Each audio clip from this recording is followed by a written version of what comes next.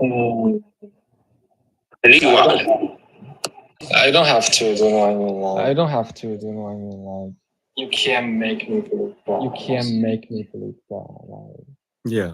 I don't know Well, about I don't. future. Maybe I don't think future will- anybody can. Yeah, I don't think anybody can make anybody else No. believe in it. I just explain why I don't believe. You know what I Oh. mean? Like, yeah, like it depends. Like maybe in the future I will. In the future I will. Like just let it flow. Yeah, I think Mm. I believe in God, right? In part because I think that the evidence and the arguments seem to be supporting the position like this. God exists, right? Or something like God exists. So when I say God, I'm not talking about like a personal right or something of the sort. I'm talking about a being that caused everything else afterwards to happen. That did not have a prior cause that is simple, and that is an unembodied mind, right? And I think that generally speaking, it seems kind of intuitive, right? And in the first chain of like cause and effect, in a chain of cause and effect, there has to be like a first thing that exists for there to be anything afterwards, right? To cause anything up whatsoever. Do you agree with that? Have we ever, think in a very atheist way, or when do you, or you just being Christian or anything religious? Oh yeah, since I'm a Christian. Yeah. your whole life, like you rise. I was agnostic for some point, right? And then I started reading more, and I figured that it's probably Christianity is probably correct. Okay. So you are now rise as Christian. I'm sorry, can you repeat that? You are rise as a Christian, right? Yeah, exactly. Okay. I don't think you understand or you can imagine being atheist, feel like. Can you? Yeah, I can imagine what it would be like to be an atheist. Can you describe like what is being atheist like in your imagination? How?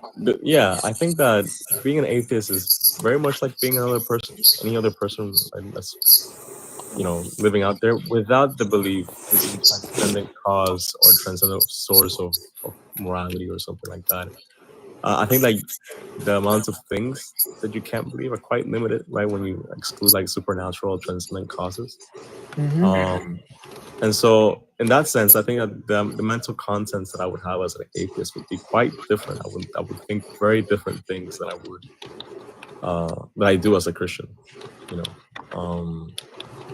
though I don't think that your life would be too radically different, right? Maybe there might be more emphasis on material goods in your view, while mine would be more idealistic, if that makes any sense. Okay. Without much concern for material stuff.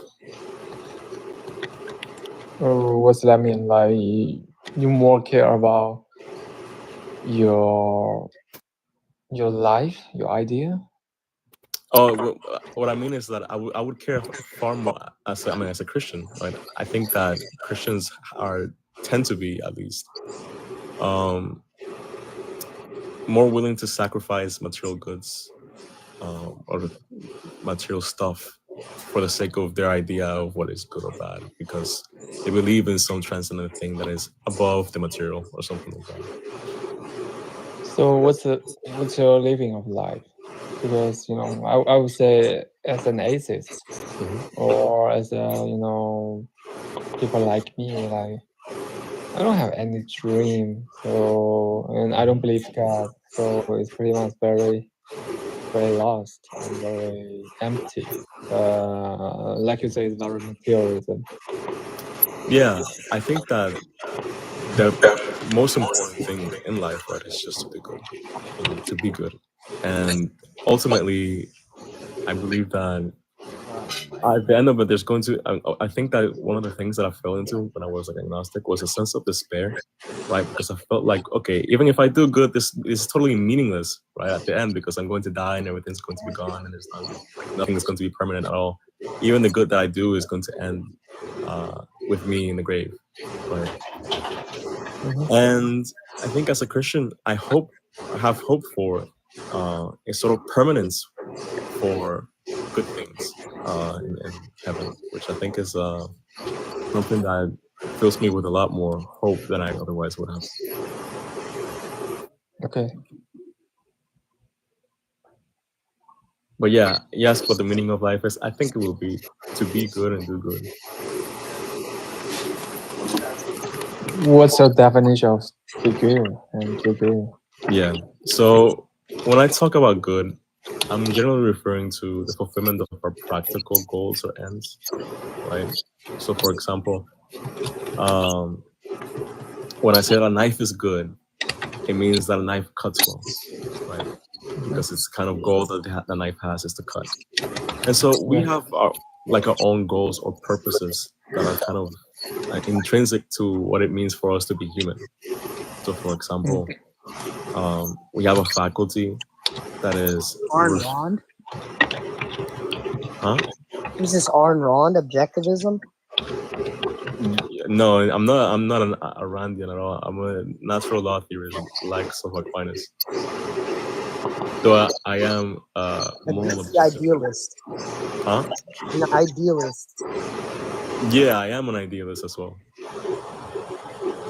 Well, I would say like you do make me think about that. Like I would say in general, like it is not in Chinese culture. Like I would not say only about me. Like it's not how Chinese people view the world. Yeah. Very strange perspective for Chinese people. I'm from a place that's very, very far away from China. So I understand like we have very different ways of viewing the world altogether, precisely because there's such a drastic difference in cultures and values and things of that nature. How would you characterize Chinese culture and values? It's all about reality. It's about dialectical materialism. Yeah, and that's the reason why make Chinese people so much. Like we don't think in a very system way. Like our mind is very flexible. Hey Jing, can I ask you a question? Is it true? I don't know. Is it true that you guys eat cats and dogs in China? Oh my God. Is that true or is that a stereotype? Why is that important? I don't know. So well, I don't know. I don't know if you guys do. Everyone says that here. So we are thinking about a flexible way. Like I don't think anything is 100% good or 100% bad. And I also feel like question, bro. this kind of thinking is educated in China. I can feel I'm not born in this way. Like it's in Chinese culture to to form me into this kind of thinking and mindset. I can kind of feel that. Yeah. And I think this is part of why, at least in the West, we have this idea of the sort of like universal human rights, because we believe that there's like this objective good or bad, that is 100% good or bad, right, out there, that everybody has a right to, right? I understand that not everyone in the West, right, but it's probably like the establishment consensus, right? So we have an international court of justice. First of all, it's politicalized. I think they don't have like courts of justice in China. I didn't say that they didn't have courts of justice. I said that it's an international court of justice, right? Because there's a law that applies to every single person, every single human being out there. That's the whole idea of an international court of justice. Okay, I say the human right is very politicalized nowadays. It's used to against Russia, China, North Korea. So, and second, I think the human right you mentioned is, individualism. And in Asia, in China, like it's classism. So we don't emphasize about individual right. We emphasize about the capitalist's individual right to do whatever the hell he wants, regardless of how detrimental it is to the collective. Well, that's not exactly what human rights is about, right? Because we also have collective claims, right, to some particular goods, which ground For example, we have like a right to a family, and that's not something that's just about what I can do or what I can't do. It's something about the way in which we ought to organize society regardless, right? People should not be devoid of or being excluded from family organizations. I don't know. So I just feel like that's not just a matter of individualism, I don't think.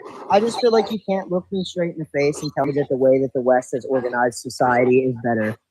Like, just well, I'm not here to say that, right? I'm just saying that we have a concept of those rights, precisely because we believe, or the establishment position is that there is such a thing as objective right or wrong, which ground our rights as humans, right? Okay, so where are you right gonna- and wrong talk where are you about is very general. Like, can you give me some example, like in your belief system, which thing is very good example of right thing, and which things are very particular example of the wrong thing?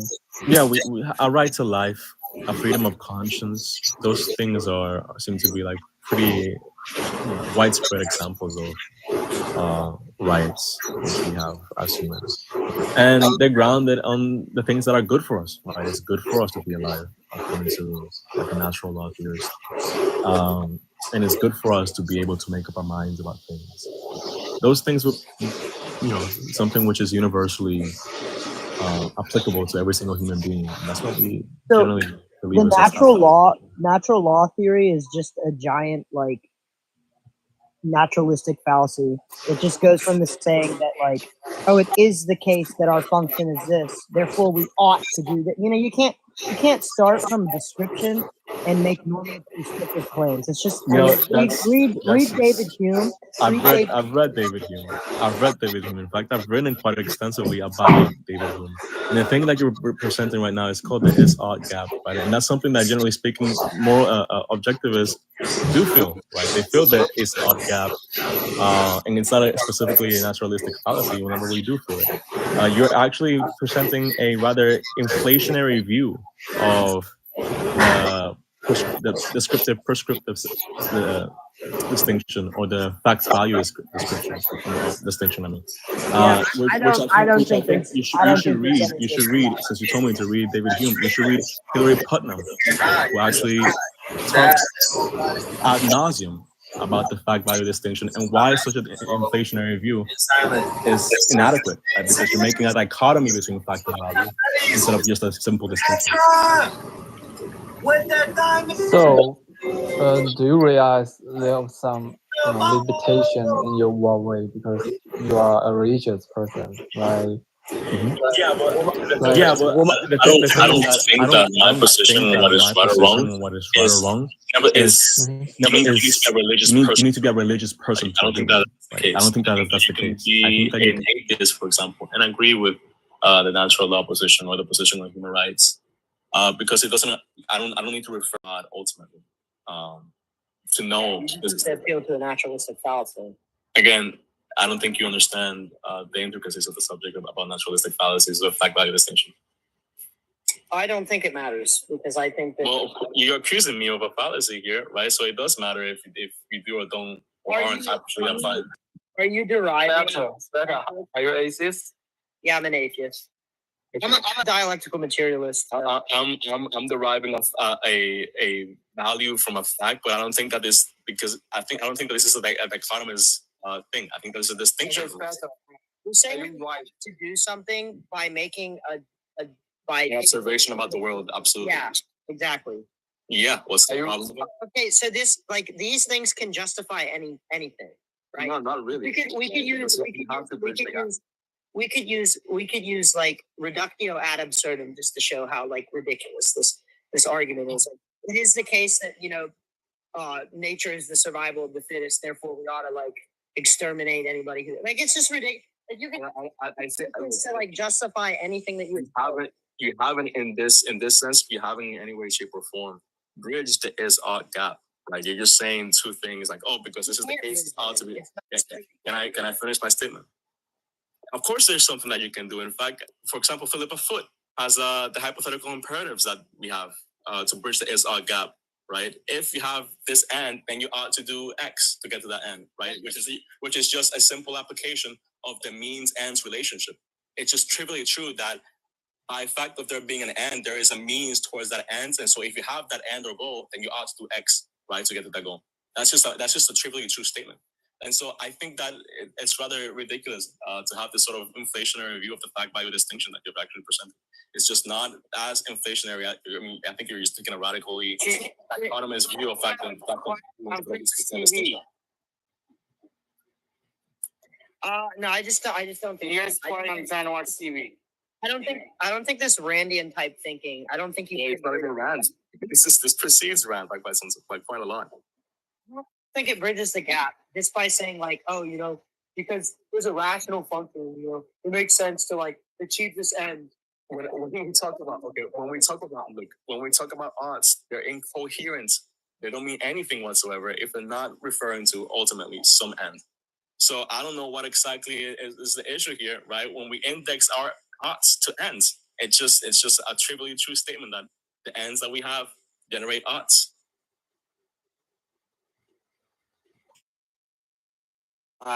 So your argument basically is that the function. So can you spell it out? The function, like can you justify?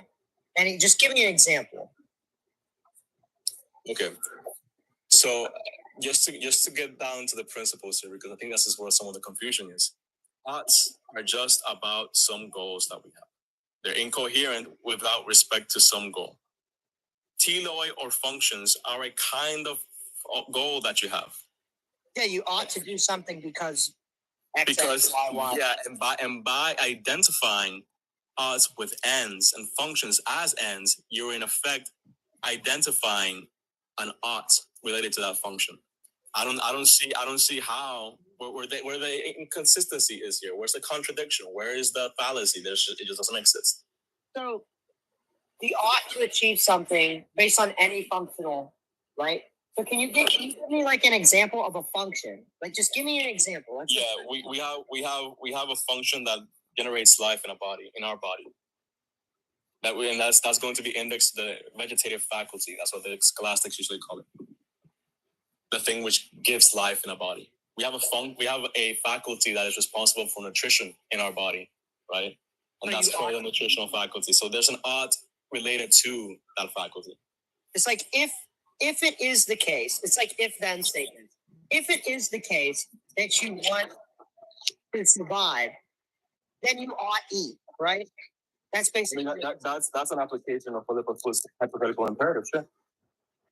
Right? So that's your argument. If it is the case that you want to it's not a want, by the way. It's not just about want, by the way. If it is the case that if it is the case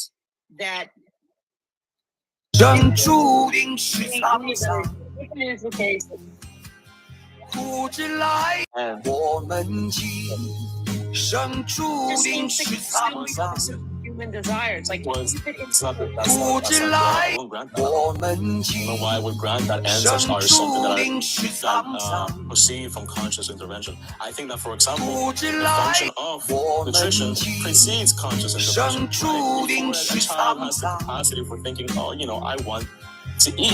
There is, in fact, a function that is generated by the nutritional faculties. But there's no objective. Is it good or wrong for him to fulfill that faculty? Well, good is just, by definition, good is just the fulfillment of a practical function. It just seems like you redefine like morality as like functions rather than something being objectively good. That's just the way that we use the word good or bad, right? It's just indexed to some sort of functional end or goal, right? So, for example, if I say this knife is good, I just mean that it cuts well. It's just the way that we have used it for about 2,000 years, since Aristotle's time. So if a human is good, it means that it does what a human, what the goals of a human are.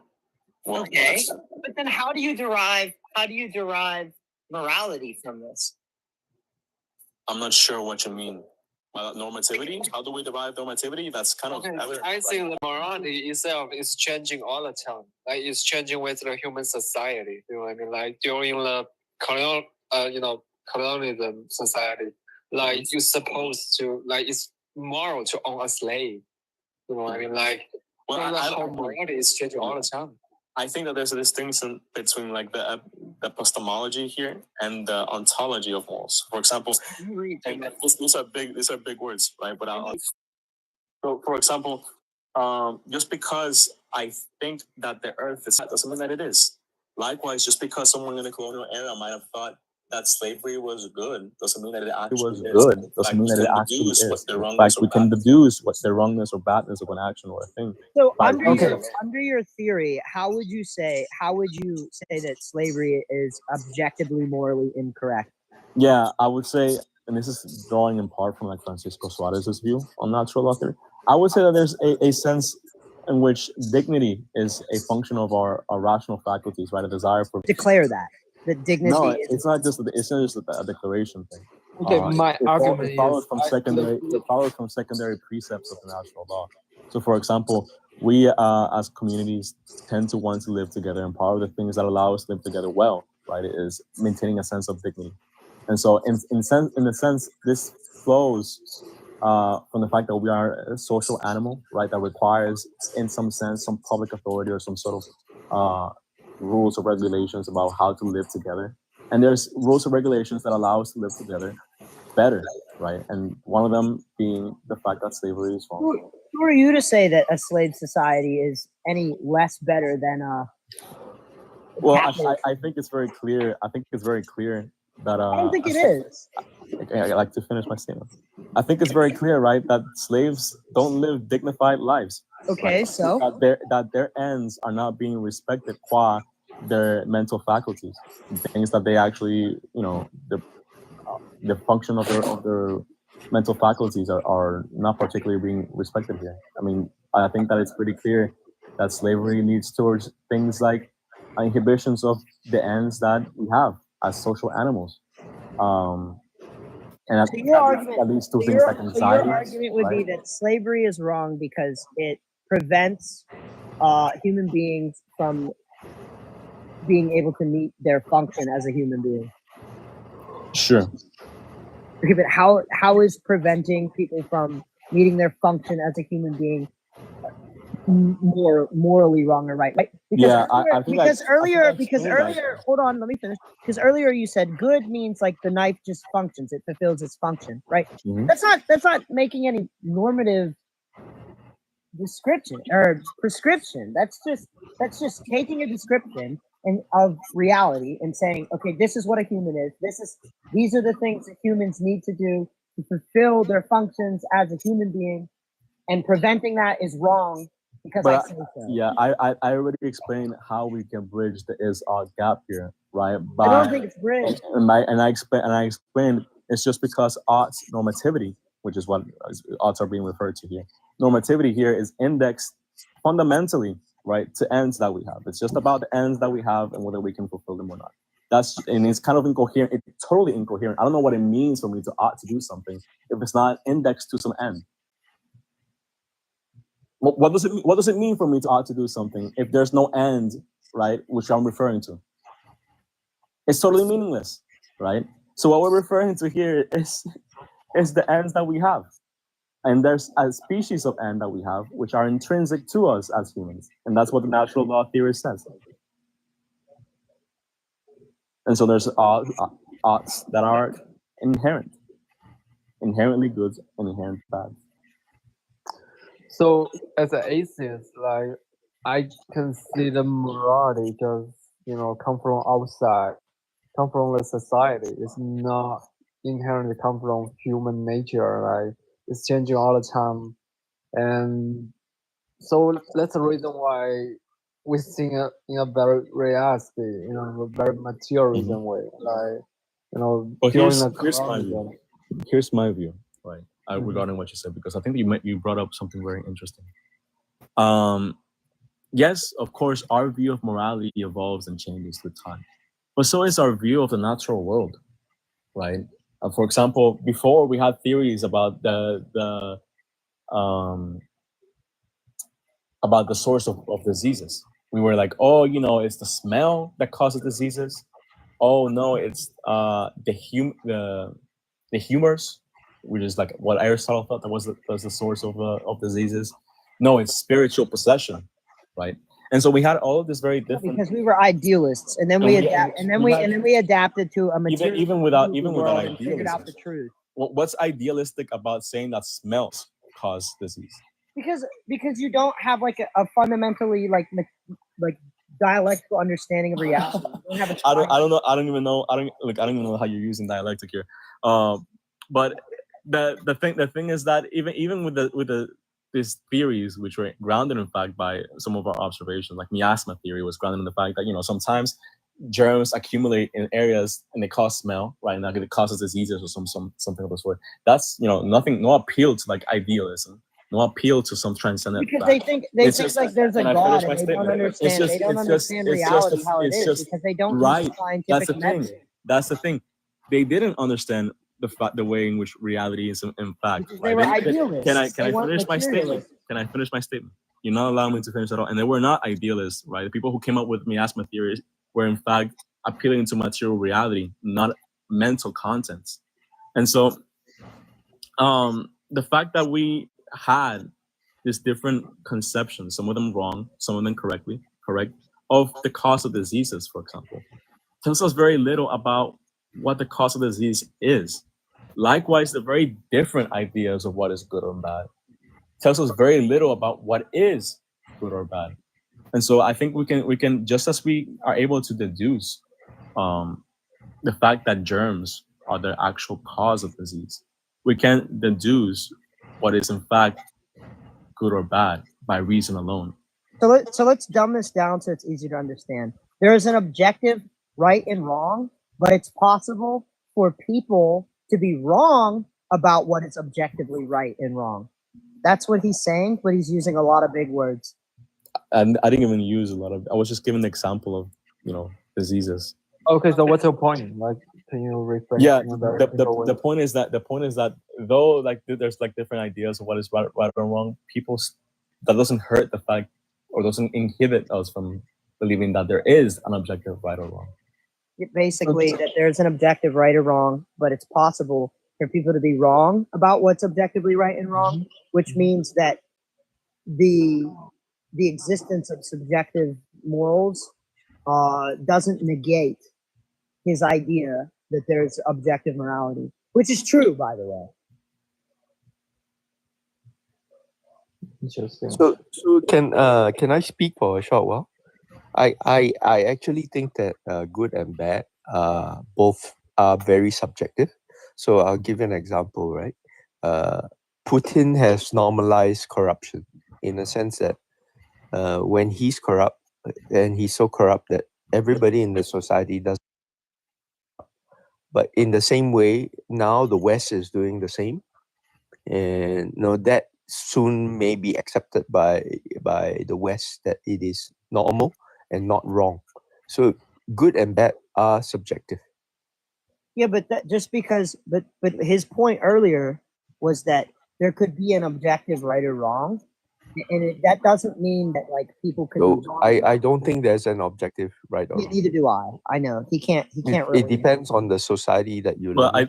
I think that there is an objective right or wrong, and even though we may be wrong about what is right or wrong sometimes. Okay, it doesn't so inhibit the how fact can there you is. explain? Okay, I'm interested. Like, how can you explain the current, for example, like new idea such as liberalism, LGBTQ, come into society and get a lot of support, but and don't conflict with the conservative view.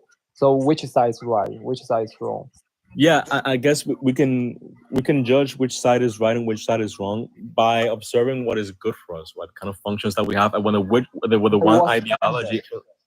By what standard? By what standard? By the kind of ends or functions or goals that we have as humans. Okay, explain how. Yeah, so this is what I was explaining before.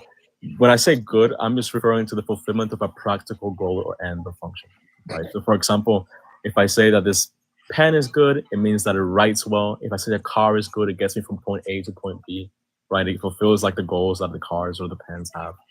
And so we have, as humans, goals that we have, right?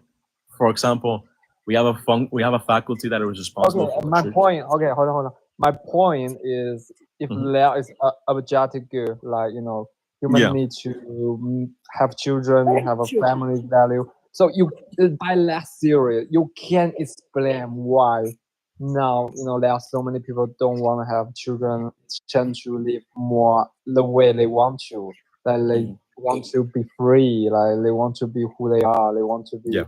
liberalism. Well, So the you goal, can the, explain that. the, the Like goal, if the there goal, is objective. the goal of morality, right, or of moral theory at the very least, isn't to explain why people have different beliefs, right? It's to try to gauge or reason through what is in fact wrong or right, right? So, for example, we can give like a material explanation as to why people don't want kids. Say because it inhibits their career, right? And want to have a better career or something like that. And morality isn't really they're interested in explaining this in such a way, right? It's more about justifications, not so much explanations. Caustic. So you said you're not an objectivist. What is the Not difference between, not in the Ayn Rand sense. what is the difference between an objectivist and whatever you are? I think that there's a non-empty set of natural oughts or ends, and an objectivist like Ayn Rand doesn't hold that there is, in fact, a natural ought or end. So what do you call yourself? A moral naturalist A moral naturalist. or a natural law theorist, whatever you want to call it. Moral realist, whatever. So I'll give you another example. I think Mhm. morals change with society, as Jing puts it. So in the past, right, as Spectre puts it, when slavery was accepted, everyone accepted it and nobody questioned it, and it wasn't, except of course if you were a slave, right, you feel something different. But from that society's point of view, having slavery wasn't immoral. And then if you looked into the biblical kind of things in the past, interracial marriages were considered bad because of the Bible saying that it was unyoked.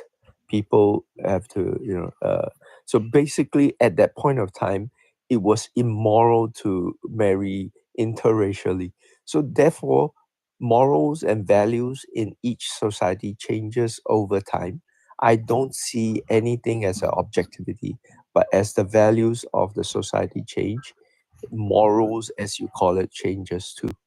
So I think there's a difference, a meaningful difference, between what people think is the case and what actually is the case, right? So the fact that people had previously thought that slavery is wrong doesn't seem to translate that slavery is right doesn't seem to translate neatly, at least if we make this distinction, into a belief that slavery is in fact correct, or that it was ever correct, even if people actually believe that it was. Like I mentioned with the stuff about disease, right? People thought before that diseases were caused by smells, but we know today that they're not caused by smells; they're caused by germs. And so the fact that we have different conceptions throughout time about what actually is the cause of disease doesn't tell us much about what is the cause of disease. It just tells us about what people believe, which are different categories. So I just want to. Hello? Hello, Spectre, please go ahead. Can you hear Suddenly me? went quiet. Can you hear me? Yeah. Yes, we can.